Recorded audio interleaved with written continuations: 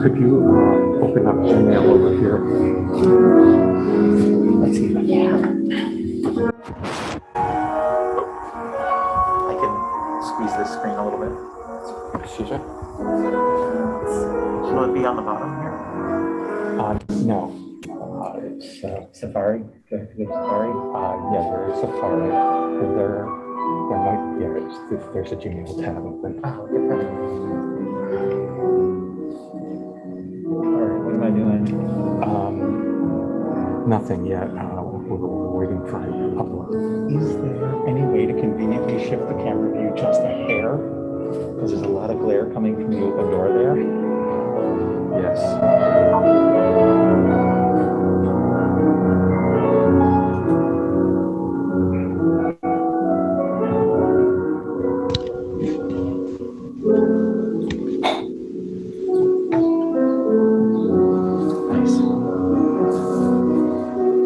But I guess we'll still get the glare whenever.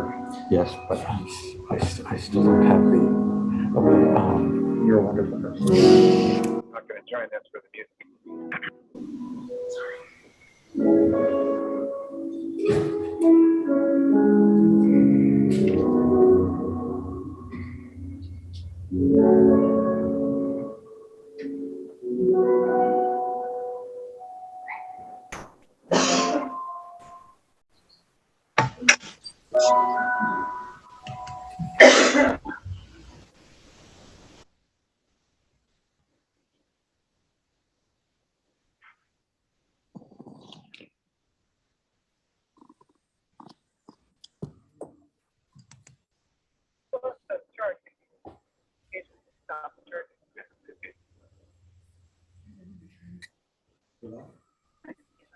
Getting there.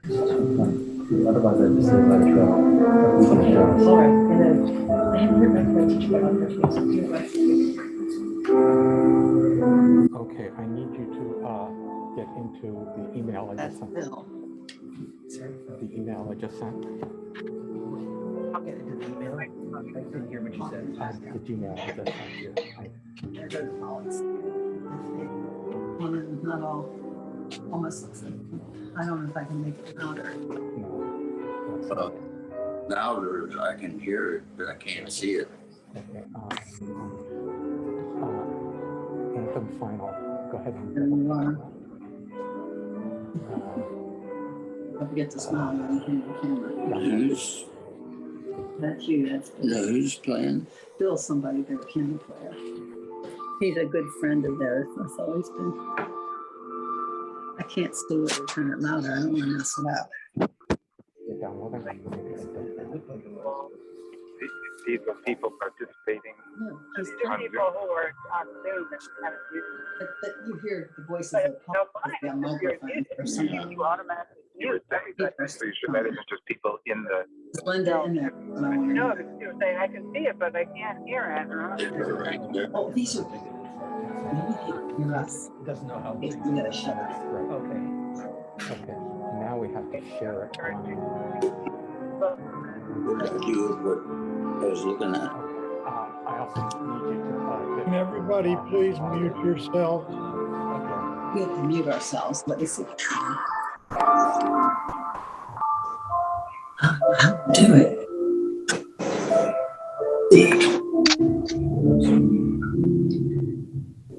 That's what it is. No, we just.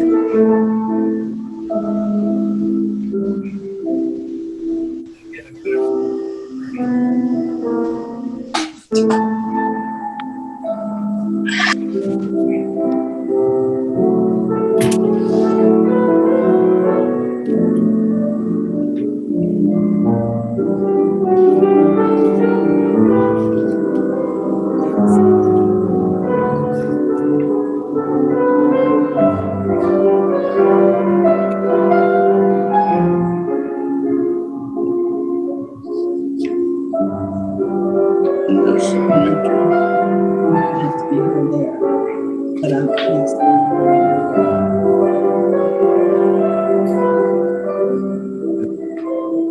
I'd rather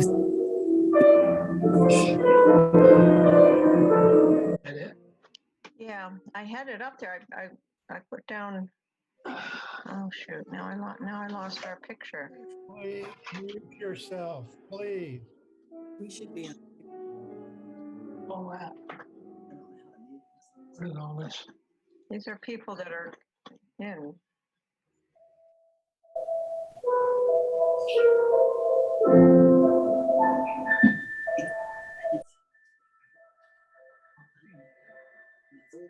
Time, teachers should be reading too. You're going to have a writing workshop. Share what you're writing, what you're working on.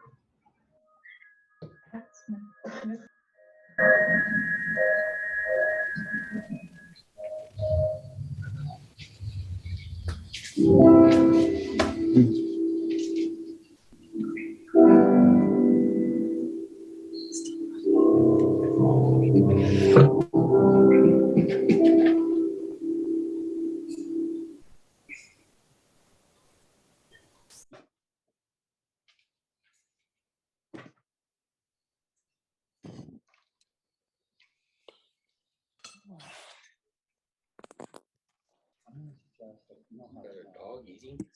No, it's Zoom. It's just No, I don't. So we'll just explain that. Okay. It's just two things.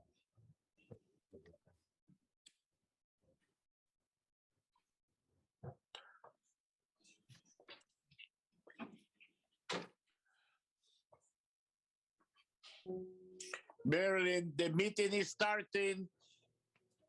Val? Please mute yourself. Please mute yourself. I don't want to Come hear down. laughing. Christ.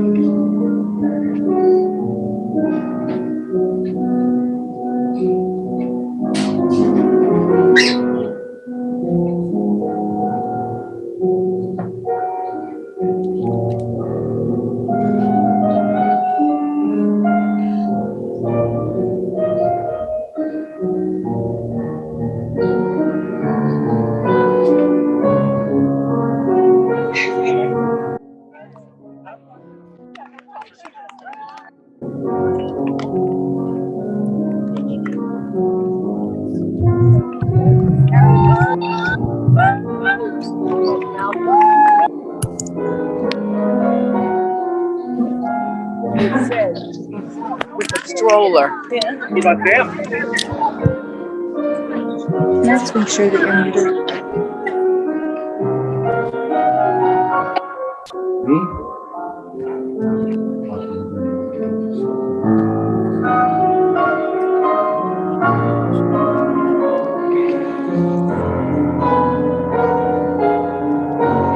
Well, it might be nice to do it together. It might be nice to do it together. I was going to bring a chair in, but I can move. You can pick it up. Yeah.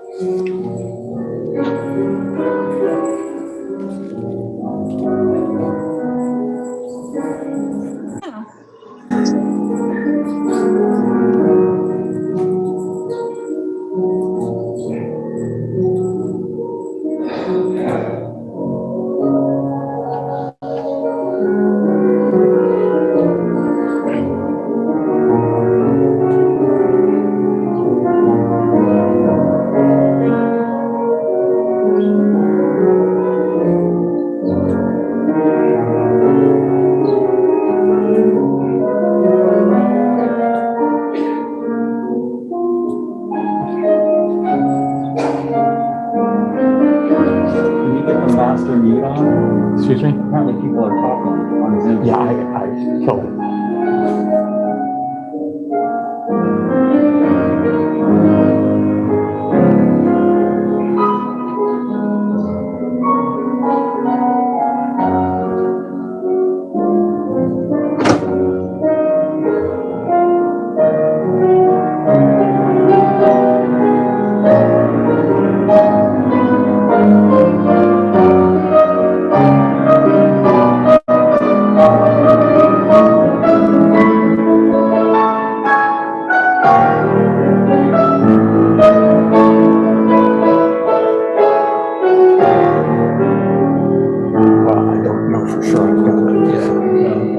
That's all we can do.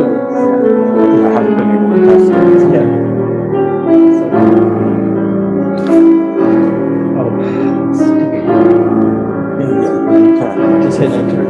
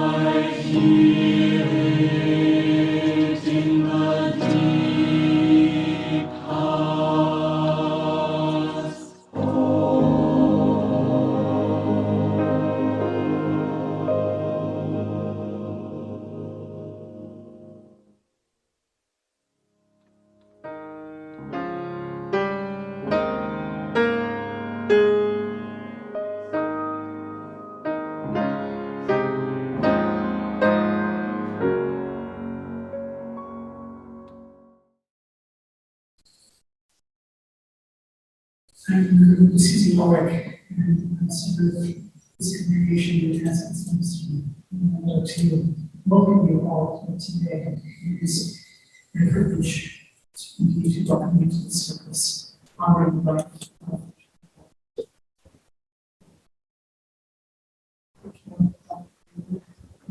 this video from which it's not good. So people imagine it's being brought into this space and joy, which is some joy that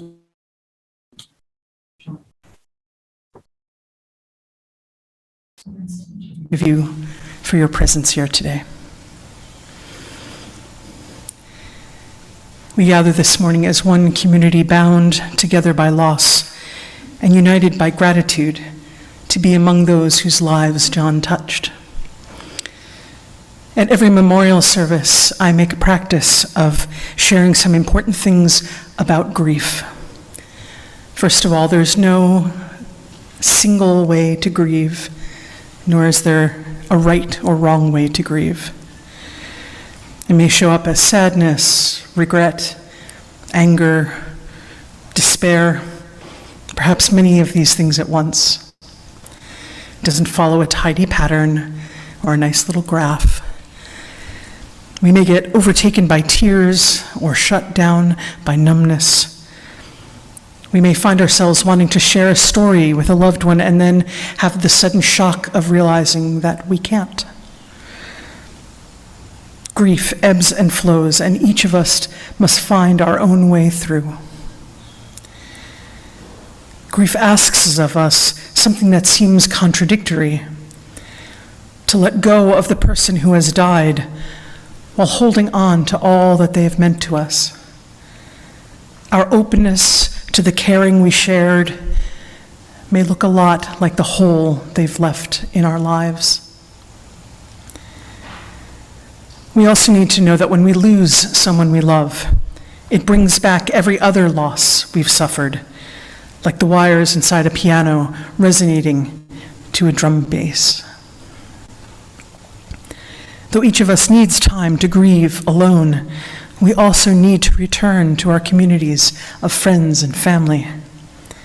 However beautiful a single voice might be, it's the harmonies we make together that swell the heart. Today we gather to strengthen each other in our grief, to hold this family in their loss, and to ponder the mystery of this gift called life. I invite you into a moment of meditation, prayer, or contemplation of ultimate things.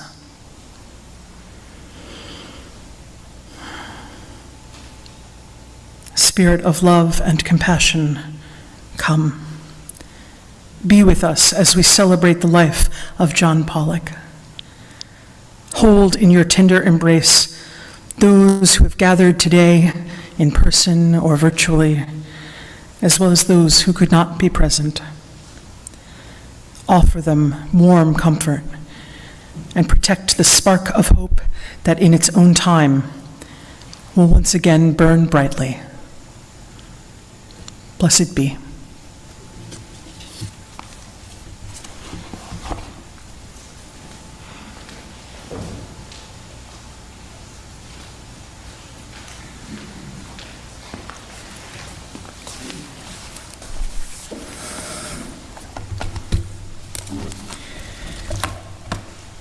I invited my son Cedro to come light the chalice this morning along with me. During the whole pandemic, Cedro and John exchanged letters, and that was very important, I think, to both of them. We light this chalice, symbol of Unitarian Universalism, for John Pawelek. May his spirit of boundless inquiry flow through its flame to us gathered here. May the dulcet tones of the music he always so willingly shared dance in its flickering glow. May the warmth of this tiny light Be the warmth of his smile and his heart, embracing us in treasured memory. Most of all, may this chalice hold us in eternal connection to John's indefatigable spirit. Each time it is lit, may beloved memory illuminate the love that we share. May it be so.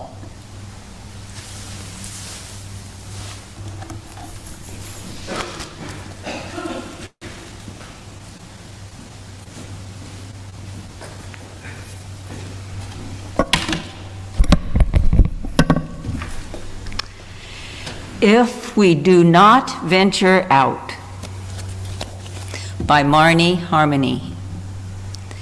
If, on a starlit night, with the moon brightly shimmering, we stay inside and do not venture out, the evening universe remains a part of life we shall not know. If, on a cloudy day, with grayness infusing all and rain dancing rivers in the grass, we stay inside and do not venture out, the stormy, threatening energy of the universe remains a part of life we shall not know. If, on a frosty morning, dreading the chilling air before sunrise, we stay inside and do not venture out, the awesome, cold, quiet, and stillness of the dawn universe remains a part of life we shall not know. If, throughout these grace-given days of ours, surrounded as we are by green life and brown death, hot pink joy and cold gray pain and miracles, always miracles. If we stay inside ourselves and do not venture out, then the fullness of the universe shall be unknown to us, and our locked hearts shall never feel the rush of worship.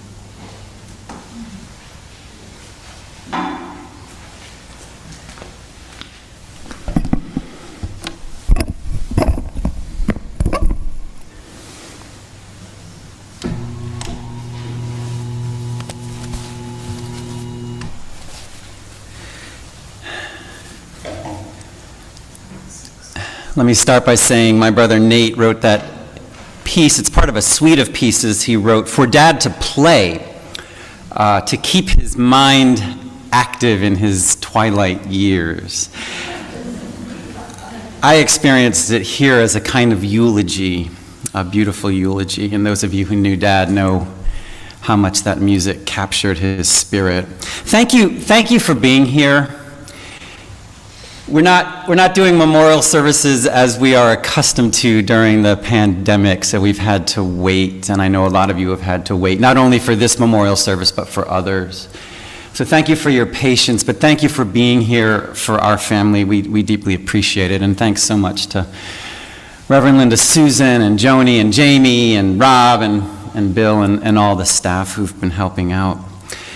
My father, John Mason Pawelek, was born on April 15th, 1942 in Baltimore, Maryland. He was the son of Stanley J. Pawelek and Constance Connie Mason Pawelek. Stan was an industrial arts educator who would eventually become the head of the industrial arts department for the city of Baltimore Public Schools. Connie was an elementary school music educator. John was the youngest child in the family, as his sister, Elaine, had been born 6 years earlier. As a child, John was musical, studying both piano and cello, eventually joining his church choir as a teenager, and later playing piano in a rock and roll band called Little Ross and the Sequins. He was athletic and enjoyed baseball, basketball, and soccer through his childhood and teen years. In one memorable Little League game, he saved a no-hitter when he caught a ground ball in right field and threw the runner out at first. This rare type of play was noted in the Baltimore Sun, and one can still find the article in that newspaper's archives. He enjoyed family trips to visit his grandparents in Wisconsin, Thorpe, Wisconsin, and Milwaukee, and had one memorable trip to Oregon when Stan was teaching a summer course at a community college there. Apparently, Stan taught at a number of colleges and universities across the country. The Paweleks lived at 1318 East 36th Street, just a few blocks down from Memorial Stadium, home, of course, to the Baltimore Colts, but more importantly, home to the family's beloved Orioles. Stan Pawelek was an Orioles fanatic. Some of you know his dying wish in the late 70s was to have his ashes dropped from a helicopter over the stadium. When we would visit the stadium for games, we would often joke that the field looked a little gray tonight. Stan, in 1954, entered his son John in a Baltimore Sun contest to become an honorary Orioles bat boy. Winners were selected for writing the best poem about why they wanted to be a bat boy. So the person who wrote the poem was supposed to be the one who wanted to be the bat boy. John did not write the poem. Stan wrote the poem. I just want to make sure that is understood. And Stan won. And John became a bat boy for a number of months that summer in 1954 for the Orioles. The poem went like this, and Dad used to recite it all the time. The Baltimore Birds are my favorite team. To see them play ball is my fondest dream. To be with the players and manager Paul is not only a dream, the greatest thrill of all. So he loved that summer, and he often would tell stories about meeting people like Mickey Mantle and Ted Williams when the Yankees and the Red Sox came to town. John enrolled at Gettysburg College in 1959, where he studied biology, played soccer, and sang in the choir, and joined the Lambda Chi Alpha fraternity, where he developed a reputation both as a fun-loving, impulsive prankster and thrill seeker, and a respected and beloved mentor to the underclassmen. Significantly, soccer and choir practice conflicted. He needed to make a choice. And as I know many of you know, he chose the choir. Why, we're not entirely sure, because he had not met Linda yet, but it turned out that decision was the best decision of his life. Linda Jane Sterner of Hanover, Pennsylvania, 1 year ahead of him at Gettysburg, was also in the choir. They connected during the annual choir tours. John was smitten I'm not sure Linda was smitten at first, and not as much as he was. He proposed on the shores of Switzerland's Lake Luzerne during the choir's 1963 European tour. They married a year later, June 28, 1964, at St. Bartholomew's Church with his beloved brother-in-law, Fred Schilling, officiating. After college, John attended Brown University in Providence, Rhode Island, where he earned his PhD in biology. During those years, he was inspired by the civil rights movement, so much so that in March of 1965, he flew on a cargo plane to Montgomery, Alabama, to join the last 5 miles of the historic Selma to Montgomery Voting Rights March led by Reverend Dr. Martin Luther King Jr., and then later in the early 70s, he would travel a number of times to Washington, D.C. to protest the Vietnam War. He was very proud of that activism. In 1967, near the end of their time in Providence, John and Linda welcomed twin boys, Aaron and Josh. Then 18 months later, after moving to Hamden, Connecticut, where John was beginning postdoctoral work at Yale University, they welcomed Nathan. The joke in later years was that Linda was doing a great job raising 4 boys. We still love that joke. The family joined this congregation, the Unitarian Society of New Haven, when Linda became the congregation's music director in 1972. John loved the church, especially the choir, and remained a committed member for the rest of his life. At Yale, John ran research labs for 4 decades. Over the years, he studied pigment cells, skin cancer, and the means by which primary tumor cells metastasize. In time, he became a globally recognized cancer researcher, something he would often need to point out to complete strangers, like waiting in line at the movie theater. He authored nearly 200 peer-reviewed papers and is a co-founder and past president of the Pan-American Society for Pigment Cell Research, that's PASPACAR. He won several awards for his work, including the PASPACAR Career Achievement Award, the International Federation of Pigment Cell Society's inaugural Henry Stanley Raper Medal, and the Japanese Society for Pigment Cell Research's Takuchi Medal. He was a frequent lecturer at scientific conferences in the U.S. and abroad, including a recent tour, perhaps his most favorite, of universities in Iran. He had many fond memories, playing piano once with Fats Domino, a college choir tour to the USSR, and I should point out that a print of Valentina Tereshkova, the Russian cosmonaut, the first woman in space, which Dad stole during the tour, hung prominently in our home in Hamden for many years. I bet it's worth something. More memories, the Selma March, coaching his son's Little League teams, asked me later about his run-in with Coach Faulkner, mentoring young people at New Haven's Waverly townhouses. We could spend hours talking about Waverly, and I know many of you are familiar with his role there.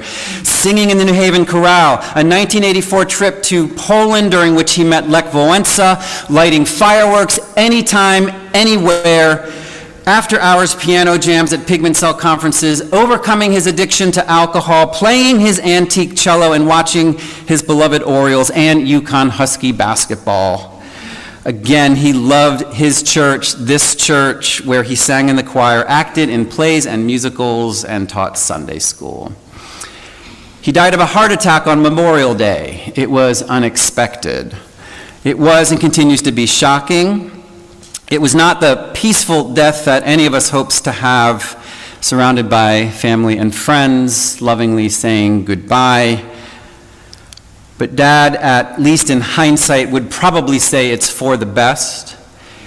And regardless of what he would say, we are certainly fond of the idea that he is conducting more experiments in a lab in the heaven he had come so wonderfully to believe in, or that he's been reincarnated as an oak tree, or a hermit crab scrambling at low tide in Cape Cod Bay. Indeed, we are fond of the idea that he is held by the divinity he always knew pervades, animates, and endures in the world. A curious God, a creative God, a loving God. We trust he is at peace, looking back on a life well lived and well loved.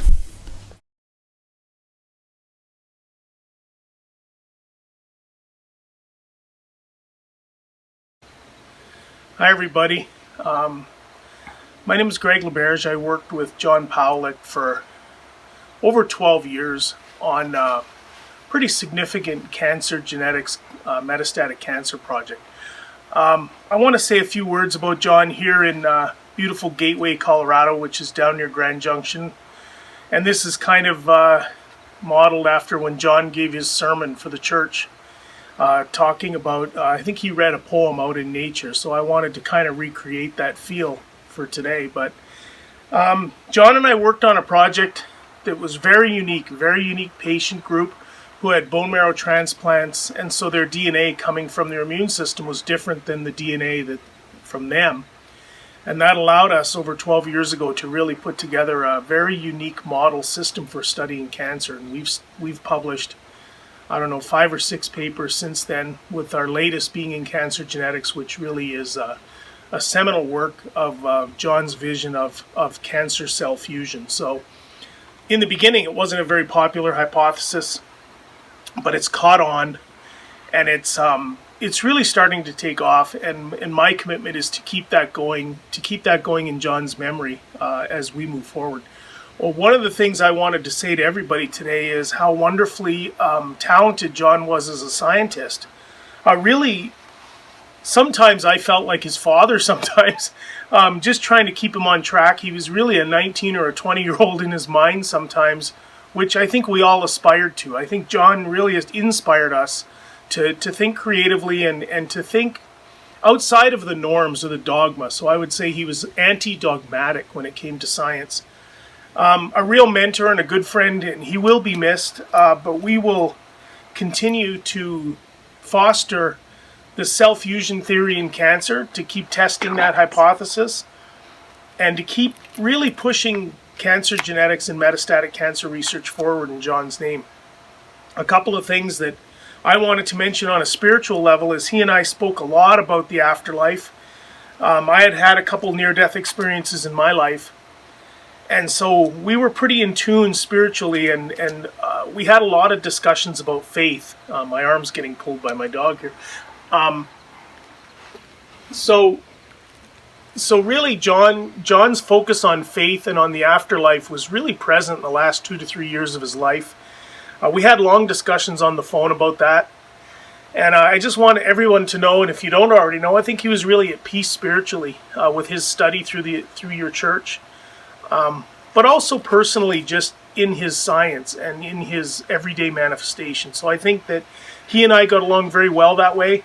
I said I was the only police officer or person employed by the police who listened to NPR, which was funny. And so we would often have a lot of political diatribe going on. I had a lot of fun with that, and John did too. He was constantly poking back and forth about things. So he'll always be remembered. He was a wonderful mentor and a friend. I wish I was there with you today, but I think the backdrop says it all. In John's memory, I wish you all peace, and continue to remember him for the great scientist and person that he was. This is Greg LaBerge. I'm the director of the crime lab in Denver, Colorado for the police department. I'm also professor of medical genetics at University of Colorado Medical School. So thank you for your time. Thank you. So great. I have to follow Josh Pawelek.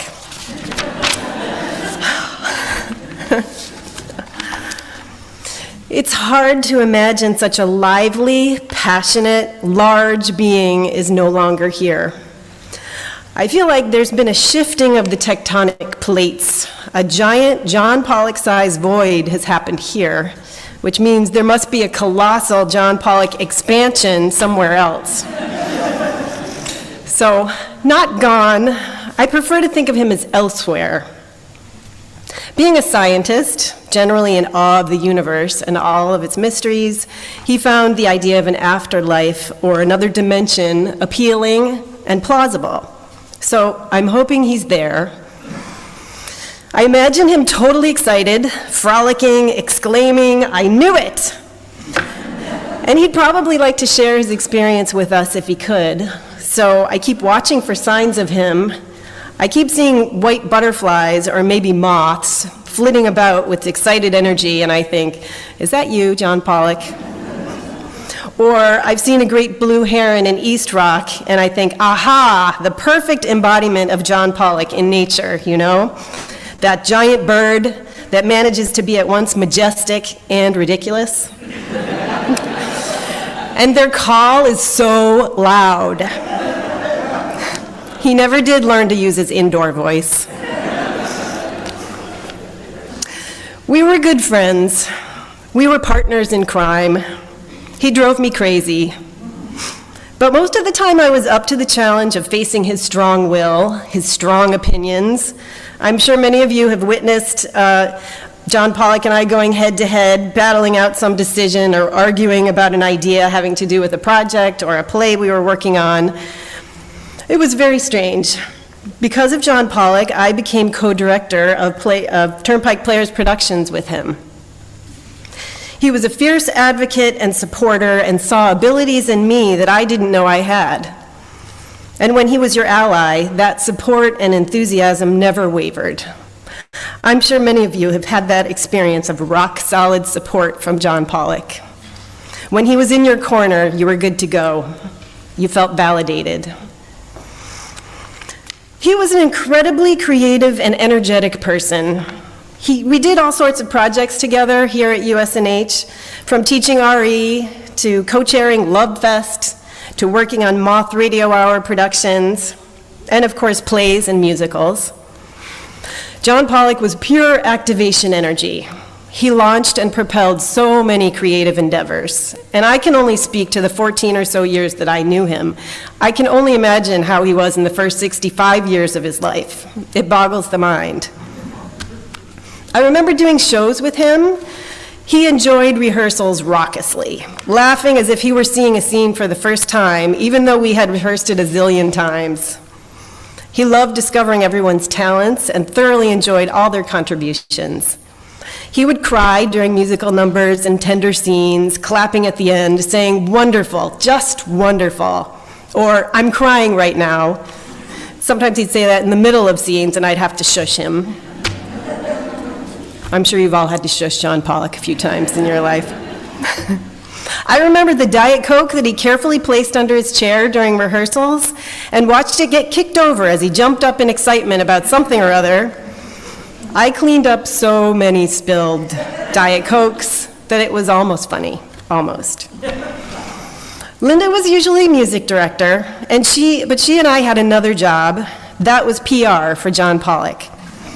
In his enthusiastic rush into things, there would inevitably be kicked over Diet Cokes, hurt feelings, and ruffled feathers. Linda would keep me apprised of the latest victim of John Pawelek's enthusiasm, and I would run around and try to clean up the messes. The hurt feelings usually didn't last too long. Everybody loved John Pawelek, and for the most part, everybody forgave him his flaws. I remember the magic of opening night, the pep talk he would give in the sanctuary before the show. He could barely contain his excitement.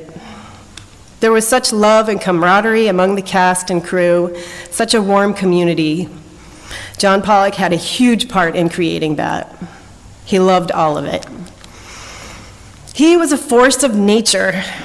Those of us in his orbit spent a lot of time resisting that force, trying to temper it or giving into it and being swept along with it. Now what do? We are all thrown wildly off kilter. I miss him like crazy. I'm trying to imagine USNH without him. He is a part of the air around here, the walls, the fabric. My cell phone has been sadly quiet, especially during the pandemic. In the absence of creative projects at USNH, we had a robust cell phone friendship.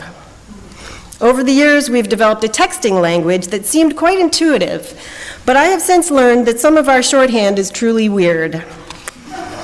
A typical text from John Pawelek might be, "Good morning, MF. When are you F2T?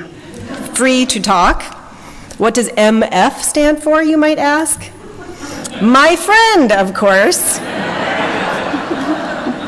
Well, apparently, my kids inform me that MF is usually used to designate a not-so-friendly term involving the F word and your mother. I think John Pawelek would find it hilarious to think we have been calling each other mother effers for years. One of his last texts to me was, "Kids here for the weekend, happy, TTYL." Many of his text messages ended with the word happy. Watching movies today, happy. Off to ride on the trail, happy. Our paper was accepted, so happy. He lived fiercely and loved so many things. He loved his family, his grandchildren. He was so proud of them. He loved USNH, the choir, his cancer research, the mysteries and magic of the universe. He delighted in our contests of tomato growing in summer and who had the most trick-or-treaters on Halloween. He delighted in beating me regularly. He loved trees and thunderstorms and snowstorms and being the weather alarmist for us all. He loved UConn women's basketball and Baltimore Orioles and music and Mary Oliver and pistachio ice cream and people, Bill Braun and Ray and Tanisha and so many other friends he kept tabs on, checking on them and their various health or family challenges. And politics, Trump-era craziness. He was eternally optimistic that there would soon be an indictment by the Southern District of New York. I feel lucky to have been part of John Pawelek's well-lived, wild, and precious life. And I'm keeping my eyes peeled for great blue herons and excited white butterflies. I even saw a bold, borderline rude squirrel at the Pawelek's house a while ago when I was visiting Linda. I remember thinking, that could definitely be John Pawelek. My offspring Adele, who is somewhat of a Buddhism expert, has protested, "Mom, there is no way John Pawelek has been reincarnated into multiple species of creatures." To which I say, why not? What do we know, really? The mysteries of this world are many and profound. In any case, that squirrel that rudely butted into my conversation with Linda brought him to mind and made me smile. Who's to say he's not here with us?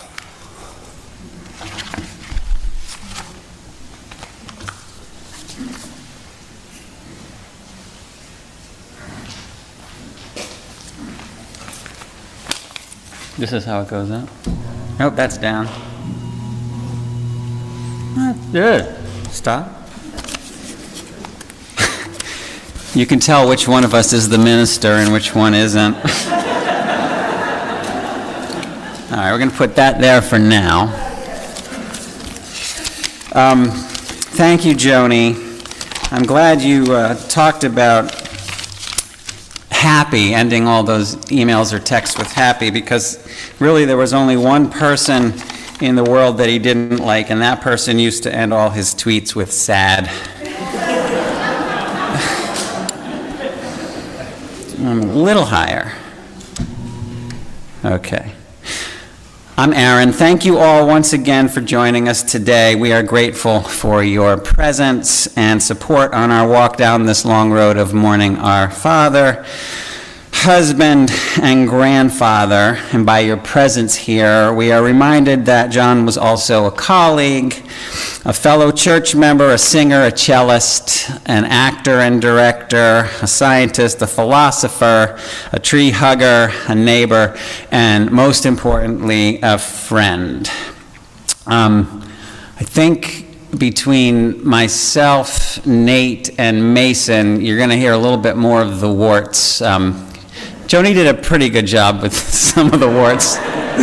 Might get a little more intense as we go through this part, but I have to believe he would have wanted it that way.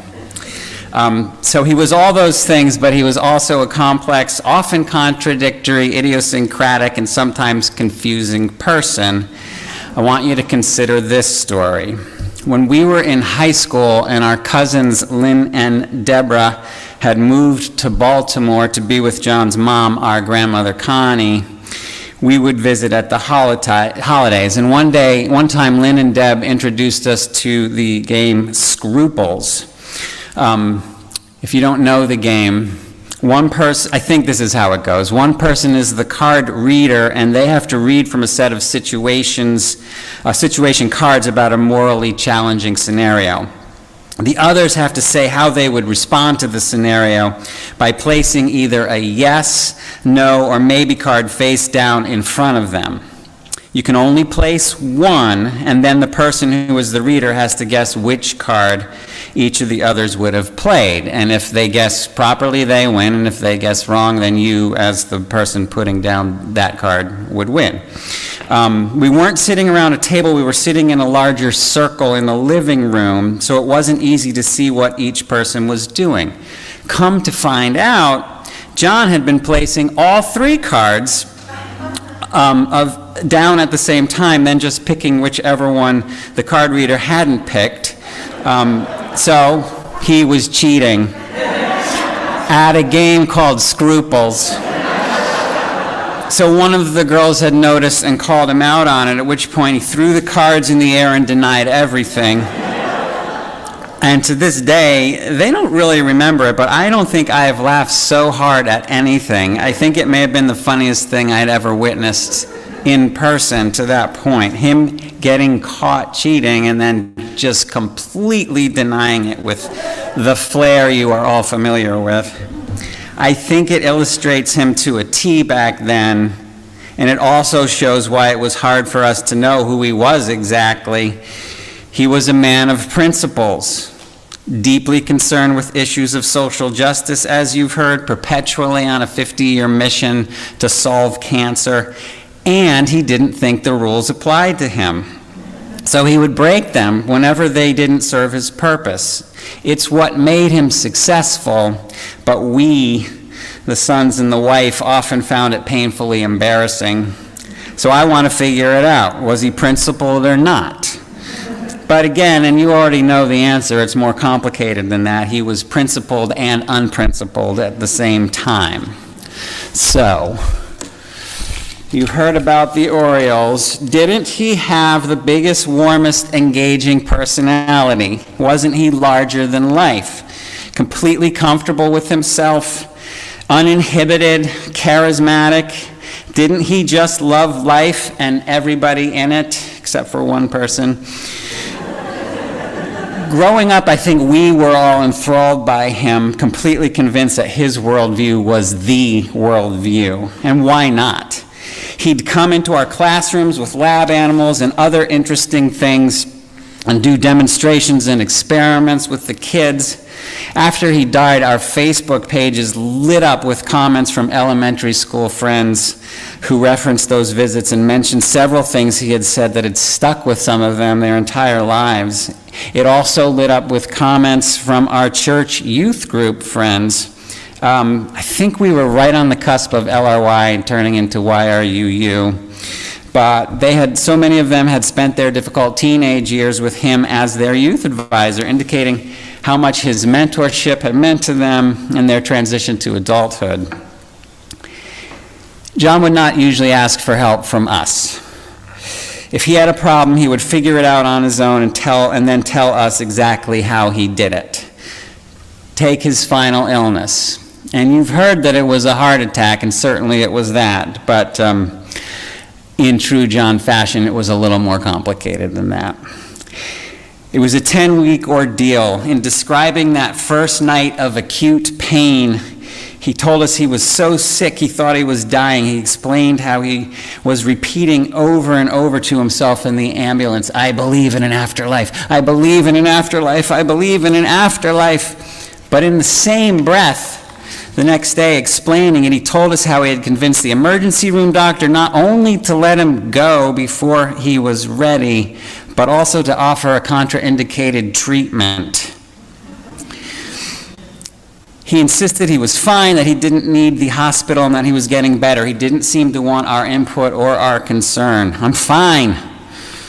When we were gone, and it was just him and Linda, it was a different story that week, maybe all weeks. He would let her help him, but not us. He didn't want us to know what was really going on for him, yet he was the consummate helper when others were in distress. always lending an ear or doing what was needed. He gave money regularly to people in the church. I don't want to expose anyone in the larger community who were struggling financially. He gave money to strangers sometimes who came to his door, letting them do odd jobs around the house. I used to say, you know, that's your grandchildren's college money you're giving away. But that he didn't care about that. Once we grew up and had families of our own, he was still that curious, creative, and interesting scientific force of nature, but the way we experienced him shifted. So many people continued to feel heard and helped by him, but what we saw was it took a monumental effort for him to pay attention to anything we would say without redirecting the focus back to himself and his work. It was getting harder and harder for him to put his own interests on hold in order to find out what his boys were up to. This saddened us each in our own way, made us angry. And yet his warmth and enthusiasm for life continued to draw us in, keep us coming to visit. We loved him. And it wasn't all self-focus. He was proud of us, he loved his daughters-in-law, and he gushed about his grandsons. And finally, in the end, he was able to express thanks to Linda for all she had done. Josh, Nate, and I will continue to do our work. We will grieve this loss and come to know John more fully the more time we have to reflect deeply on his life, his passions, and his achievements. We will make sense out of all these idiosyncrasies in our own way and in our own time. Until then, I would offer these words from Fagin.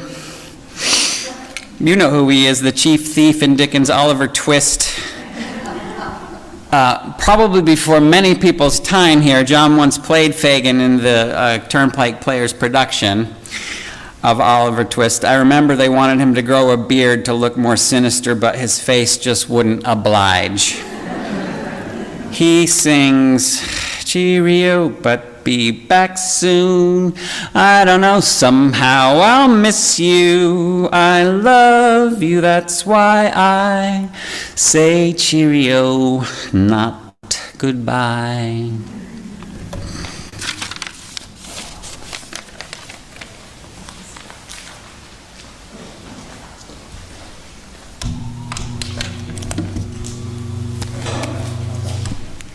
I think it's good. All right, thank you, Dad, for lowering the thing. So what would a service for John Pawelek be without at least 3 million different random poems? The story behind this one is I'm in a creative writing class at UConn, and we had to just write a poem, and I just decided I'm going to write a poem about my grandfather because I got to grieve somehow, and I wrote this, and I emailed it to Dad, and I was like, hey, can I read this? And he said, yeah. And so that's what this is. In a way, it kind of displays not only my love for my grandfather, but also kind of my anger at him, because as you may have heard my Uncle Aaron say, he did not let us know what was going on, and then I think he paid the price for that. So here it is. Baltimore, bat boy, Orioles lover, and a frat boy, though I wish I was kidding. Athlete, most importantly a musician. The choir, the cello, the piano, pain, but it's IBS, don't worry about it. Husband to Linda, father of 3, a role model to every kid who knew my father. He was a scientist, cancer researcher, marcher on Selma, day drinker, still in pain, but it's just IBS. Newly sober, we're skipping a couple years here, a lot, I think. Grandfather to 6, sitting in the big chair watching TV, watching The Simpsons, and the Orioles, always the Orioles. Even more pain, but it's just IBS. World traveler, Italy, Poland, Iran. I remember him yelling outlandish things in public. He would say, "Hey Josh, I'm bringing a Muslim from Iran to America."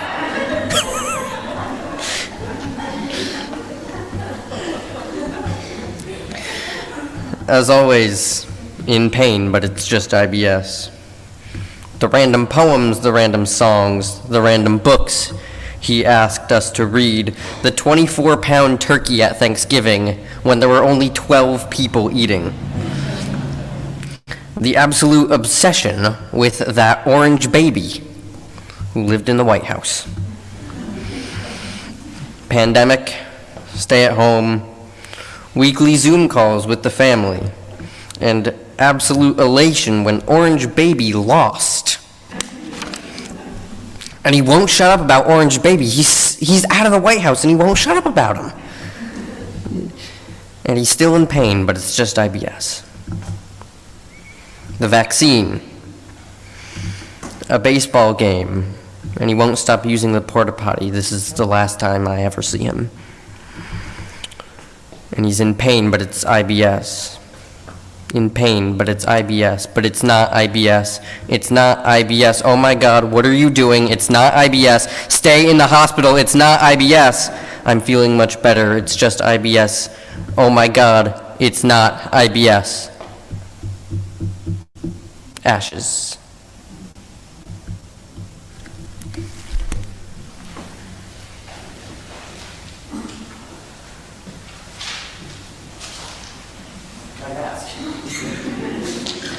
Wait, no, it's in my pocket.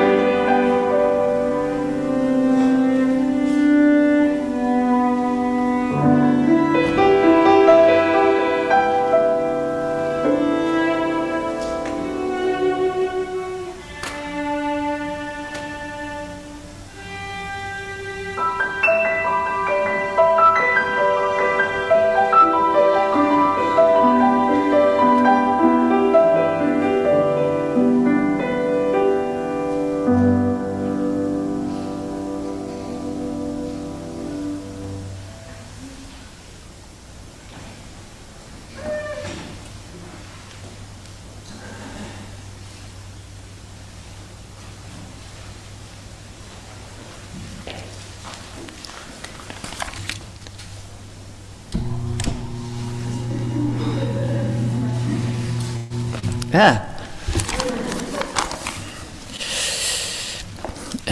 Thank you very much.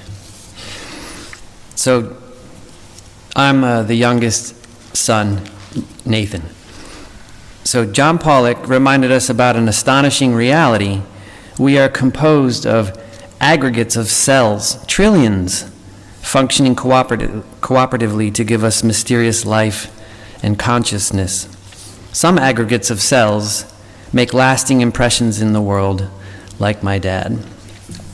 His colleague Greg said, John was in a permanent state of curiosity. He loved blizzards, his summer gardens, and the molecular structures of things. He was a lifelong scientist. Indeed, the week before he died, he'd published his latest findings in a reputable cancer journal. He was not selfish.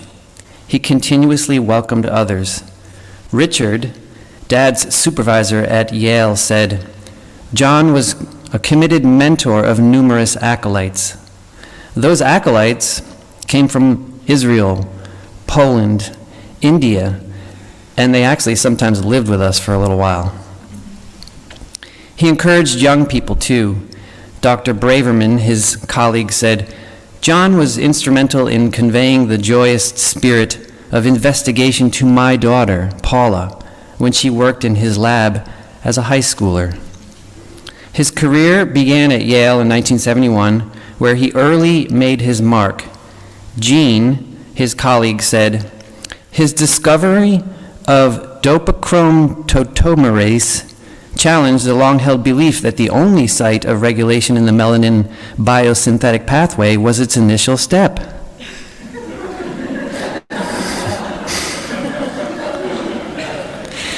Translated, he discovered a new enzyme. One night, while lying on the garage roof staring at the stars, an idea hatched in his mind that changed the direction of his investigation for the next 30 years. Gene said, it was a wild theory. Metastasis occurs through hybridization of tumor cells in leukocytes.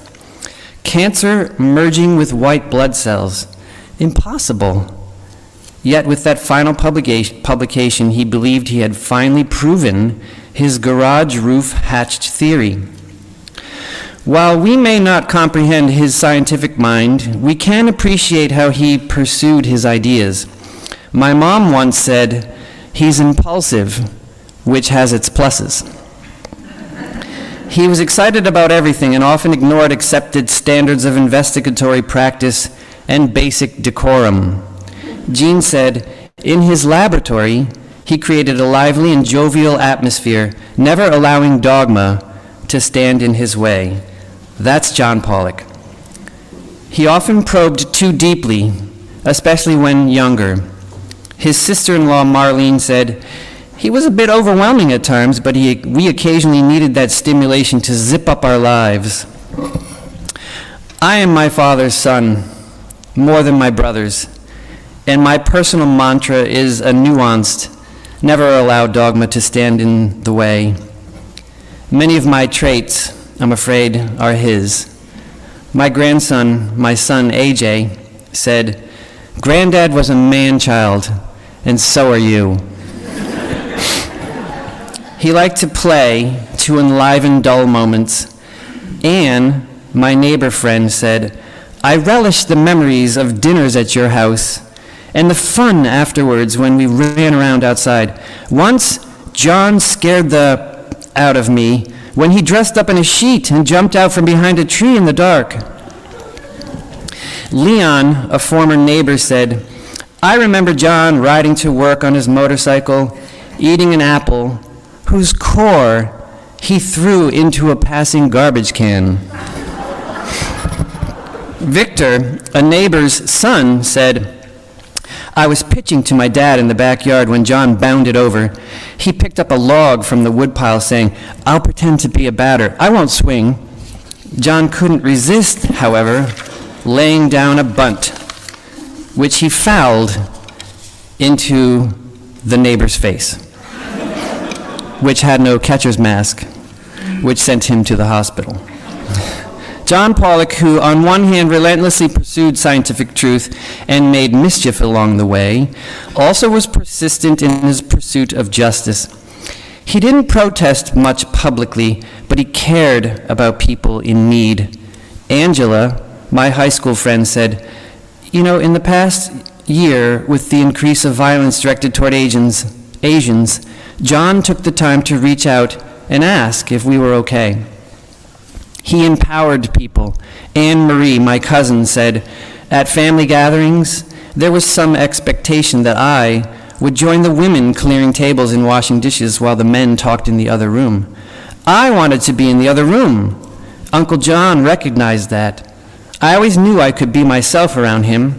Whether it was the Hubble telescope or Nelson Mandela, he was curious about what I had to say." At the New England Music Camp in Maine, where my brothers and I were campers in the 1980s, the ceremony at the final banquet included a presentation of a Most Outstanding Male Musician Award. There was no such female award. My dad was appalled, and guess what? There's an Outstanding Female Musician Award now. He thrived on creating a stir, especially around the dinner table or with a school assembly. Amy from Spring Glen Elementary said, "Mr. Pawelek spoke to our 4th grade class about the dangers of smoking. He brought a pair of lungs in a jar of formaldehyde from a patient who died of cancer after smoking all his life. I, for one, have never smoked." Dad was sometimes aware of the seriousness of his probing. Todd, my childhood best friend, said, "Your dad saved my dad's life. My dad was working in the yard shirtless, and your dad ran over for something and casually pointed out the melanoma on my dad's back." What I remember more is when, a week later, he came to speak at our 9th grade biology class. He pulled me into the hallway before the class to warn me about the slide he was going to show of the dying man covered with melanoma tumors. He said, "I promise, Todd, this will not happen to your father." While committed to justice and scientific truth, Dad had a controversial relationship with honesty, stemming from his alcoholism. David, a childhood friend, said, 39 years ago, your dad offered to drive me home from school with you because I lived nearby, and he had a glass of wine in his hand. I hadn't seen that before, but he held the glass very elegantly. At the height of his addiction, he drank even in the morning. His alcoholism taught him denial and rationalization. He was a persuasion pro, all in the spirit of not letting dogma stand in his way. This was his lifelong reflex, even after he'd been sober for decades. His remarkable driven energy was fueled by a steady need for some distraction. From what? Well, whatever it was, he fought hard to hide it, leaving some difficult memories and some quite funny ones for his witness adult children. During a vacation on a lake in Canada, Dad got a citation for fishing without a license. He tried to persuade the ranger that since he hadn't had a bite all day, he hadn't broken any law. Back and forth they debated until the ranger ordered him to reel it in, and that's when he caught the fish.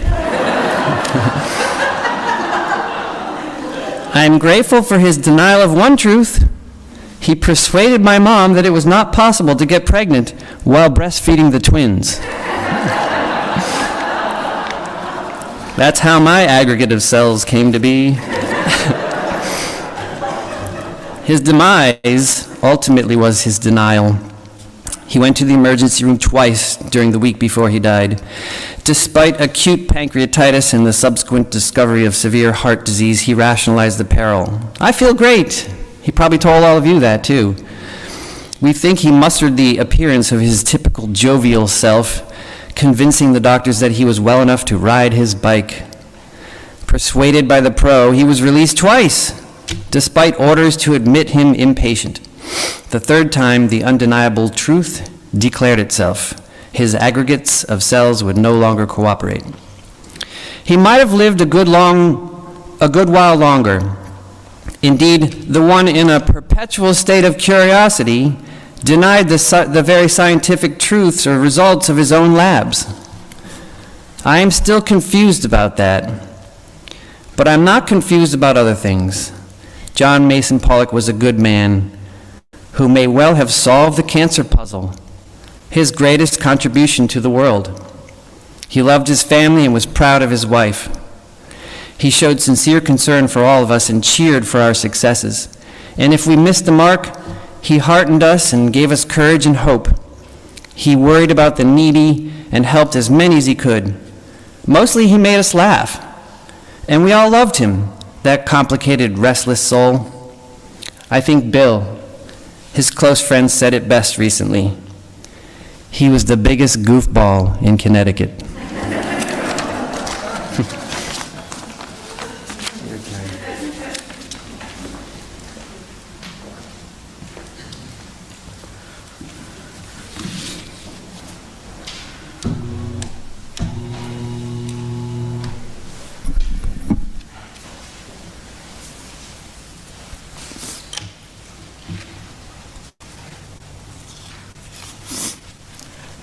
Please be seated.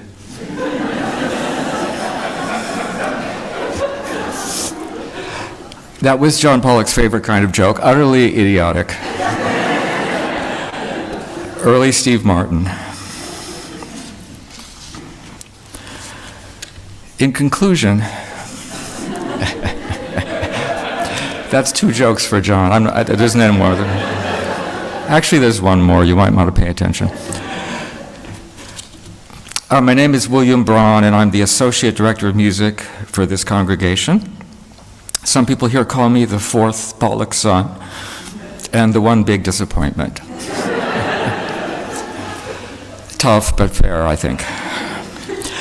There was no greater fan of the music and the musicians here than John was, and it's possible that literally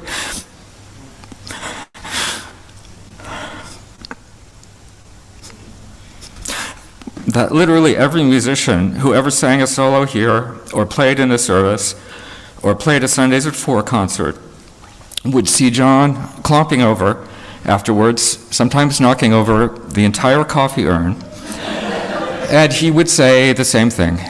That was just wonderful.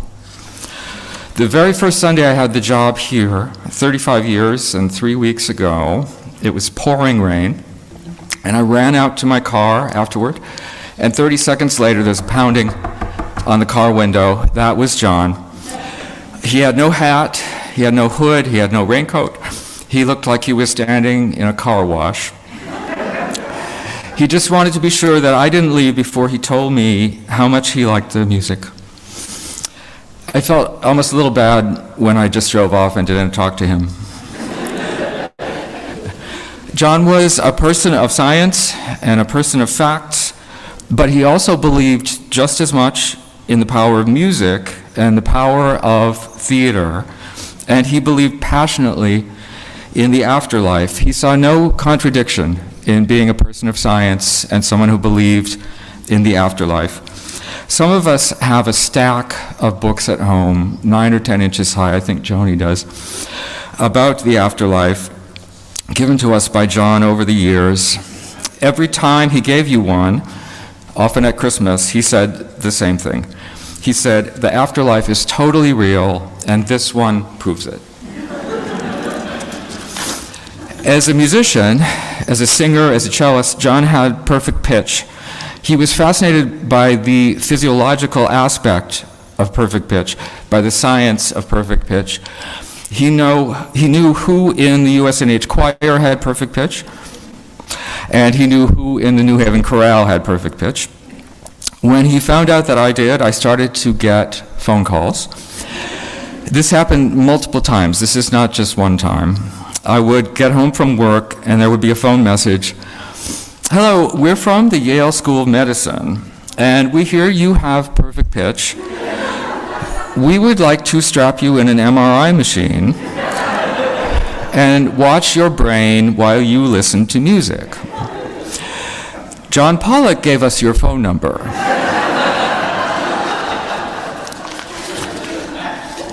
John loved to be the page turner at concerts. John turned pages for me at least 50 times, possibly more, in professional engagements.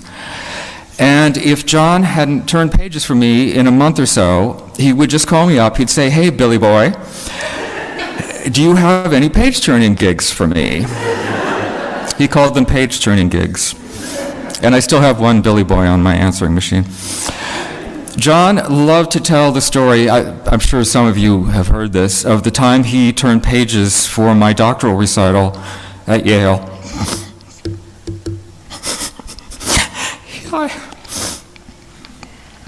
He honestly thought that in turning for a doctoral recital at Yale, he had scaled the Everest of his page-turning career. He was tickled by the way that he and I went on diametrically opposite trajectories that afternoon. In the 15 minutes before the recital, I was an absolute wreck, and why not? And it's just the two of us backstage, and I was telling John that I didn't know I was even doing this, and that I didn't think I could do this, and that I never wanted to be a solo pianist anyway, and I only wanted to work with other people. After I got out on stage and I started the recital, I was, of course, fine. Isaac Stern used to say, I don't get paid for the concert, I get paid for what I go through the 15 minutes before the concert. But I hadn't realized how much I spooked John in the meantime. And when he came out on stage about 40 minutes later, he looked god-awful. He had absolutely no color. He had sort of forgotten how to walk. And his eyes were open, but he didn't really seem to see anything. And I was a little preoccupied myself, but nonetheless, I was moved to say to him, "John, how are you doing?" Once I asked John why he wanted to turn pages so much, and he said, "I like turning pages because it terrifies me." When Lin-Manuel Miranda was writing Hamilton, he went to Stephen Sondheim for advice. Sondheim said, "You've got to work on something dangerous. You have to work on something that makes you uncertain, something that makes you doubt yourself." When the director Peter Hall asked Judi Dench to return to the National Theater in a role after a very long absence, she said, "I want to come back to the National, but not in that part. Will you ask me to do something that scares me more?" And John Pawelek said, "I want to turn pages because it terrifies me. It even scares me to watch other people do it." I think of that every week at least.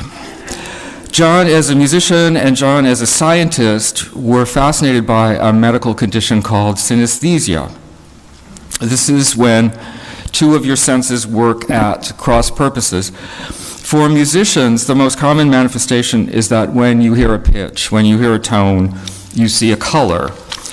John was delighted to hear that Suzanne Dunn-Krieg in this congregation and I both have synesthesia. He was fascinated by that, music and medicine.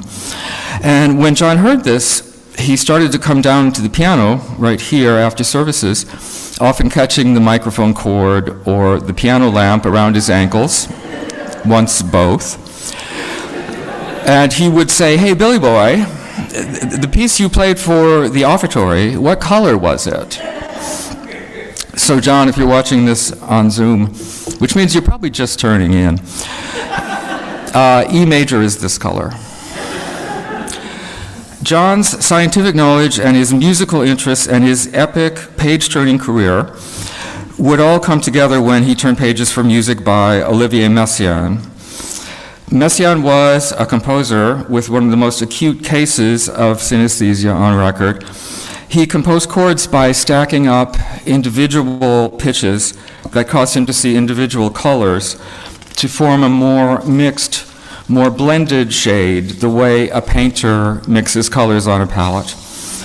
John turned pages for Messiaen's quartet for the End of Time 7 or 8 times over a period of 25 years, maybe more.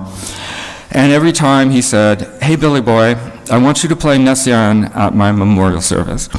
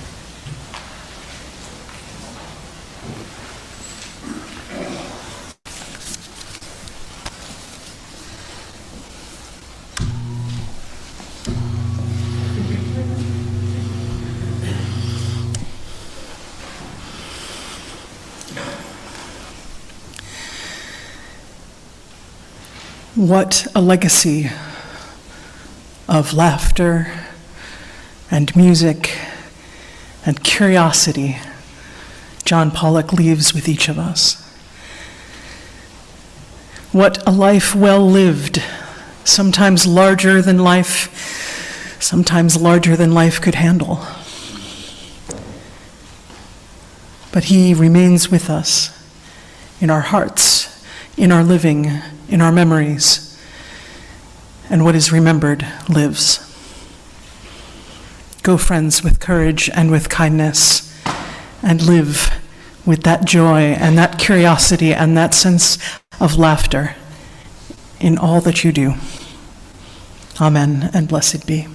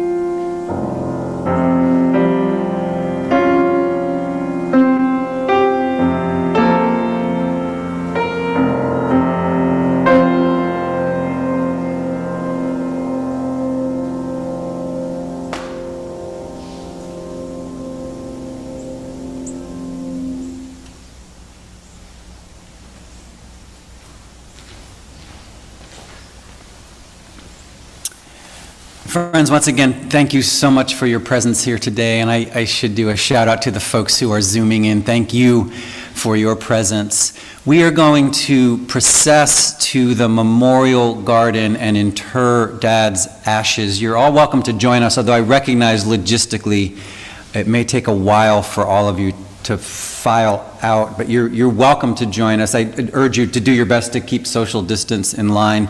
Grandson AJ is going to come and pick up the urn, and we'll have the family and Reverend Linda Susan process first, and we invite you to join us. And then we even more importantly invite you to join us for the reception that has been lovingly prepared.